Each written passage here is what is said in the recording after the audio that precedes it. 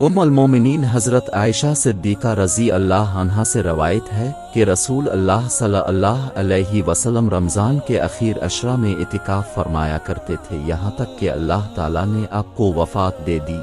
پھر اس کے بعد اب کی ازواج مطہرات نے اعتکاف کا معمول جاری رکھا۔ اسی طرح حضرت ابن عباس رضی اللہ عنہ سے روایت ہے کہ رسول اللہ صلی اللہ علیہ وسلم نے متکف کے بارے میں ارشاد فرمایا کہ وہ گناہوں سے بچا رہتا ہے اور اس کو ان تمام اچھے کاموں کا جو وہ اعتکاف کی وجہ سے نہیں کر سکتا ایسے ہی بدلہ دیا جائے گا جیسا کہ نیکی کرنے والے کو دیا جاتا ہے۔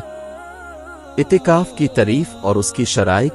اعتکاف کہتے ہیں عبادت کی نیت سے مسجد میں ٹھہرنے کو۔ صحت اعتکاف کے لیے درج ذیل شرائط کا وجود ضروری ہے۔ 1 مسلمان ہونا، کافر کا اعتکاف نہیں۔ 2 عاقل ہونا، مجنون کا اعتکاف نہیں۔ بالغ ہونا شرط نہیں، اس لیے نابالغ سمجھدار بچہ بھی اعتکاف کی نیت سے بیٹھ سکتا ہے۔ 3 جنابت سے پاک ہونا، ناپاک شخص کا مسجد میں داخلہ ممنوع ہے۔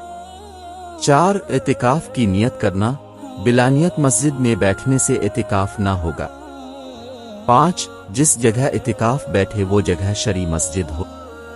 6 سنت اور واجب اعتکاف میں روزہ سے ہونا۔